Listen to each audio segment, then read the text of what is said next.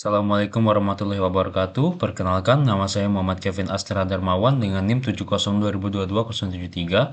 Hari ini saya akan mempresentasikan tugas AIK 11 saya yang berjudul Dasar-Dasar Ibadah. Dalam tugas saya terdapat dua pokok pembahasan, yaitu satu, manusia sebagai Abdullah, dan dua, manusia sebagai Khalifatullah. Yang pertama, manusia sebagai Abdullah.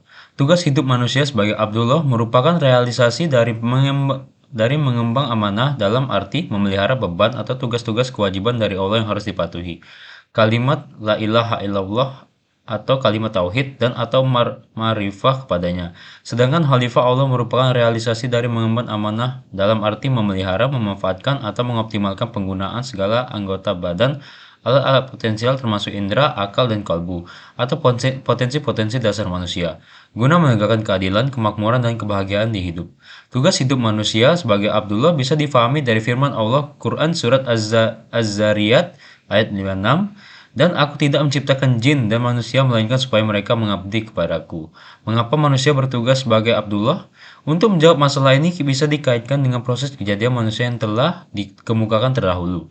Dari uraian terdahulu dapat difahami bahwa pada dasarnya manusia terdiri atas dua substansi, yaitu jasad atau materi, dan roh dan imateri. Jasad manusia berasal dari alam materi, saripati yang berasal dari tanah, sehingga eksistensinya mesti tunduk kepada aturan-aturan atau hukum Allah yang berlaku di alam materi sunatullah.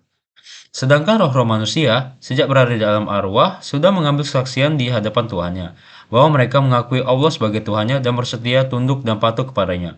Quran Surat Al-A'raf ayat 172. Karena itulah, kalau manusia mau konsisten terhadap eksistensi dirinya atau naturnya, maka salah satu tugas hidup yang harus dilaksanakannya adalah Abdullah, hamba Allah yang senantiasa tunduk dan patuh kepada aturan dan kehendaknya serta hanya mengabdi kepadanya. Hanya saja diri manusia juga telah dianugerahi kemampuan dasar untuk memilih atau mempunyai kebebasan. Quran Surat Al-Syams 7-10, sehingga walaupun roh ilahi yang melekat pada tubuh material, manusia telah melakukan perjanjian dengan Tuhannya untuk bersedia tunduk dan taat kepadanya. Tetapi ketundukannya kepada Allah tidaklah terjadi secara otomatis dan pasti sebagaimana robot, melainkan karena pilihan dan keputusannya sendiri, dan manusia itu dalam perkembangannya dari waktu ke waktu suka melupakan perjanjian tersebut.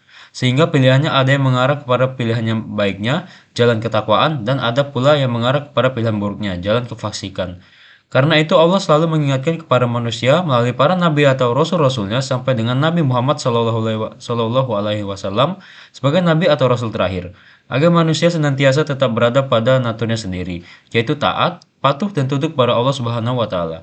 Abdullah, setelah Rasulullah Shallallahu Alaihi Wasallam wafat, maka tugas memperingatkan manusia itu diteruskan oleh para sahabat dan para pengikut Nabi Muhammad Shallallahu Alaihi Wasallam dulu sampai sekarang, yang setia terhadap ajaran-ajaran Allah dan Rasulnya, termasuk dalamnya adalah para pendidik Muslim. Yang kedua, manusia sebagai khalifatullah.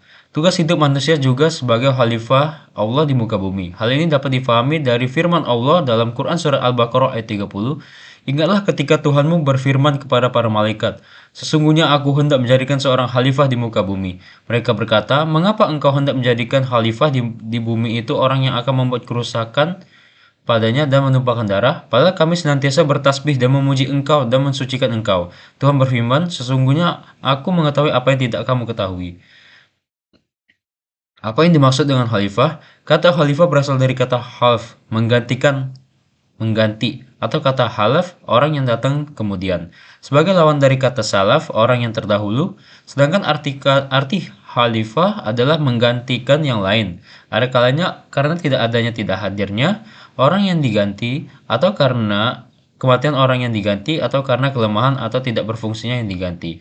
Misalnya Abu Bakar ditunjuk oleh umat Islam sebagai khalifah mengganti Nabi Muhammad SAW, yakni penerus dari perjuangan beliau, dan pemimpin umat yang menggantikan Nabi Muhammad SAW.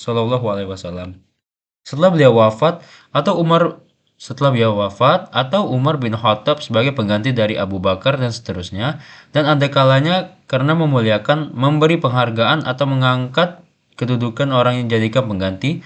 Pengertian terakhir inilah yang dimaksud dengan Allah mengangkat manusia sebagai khalifah di muka bumi, sebagaimana firman-Nya dalam Quran Surat Fatir ayat 39, Quran Surat Al-An'am ayat 165, Manusia adalah makhluk yang termulia di antara makhluk-makhluk yang lain. Quran Surat Al-Isra ayat 70.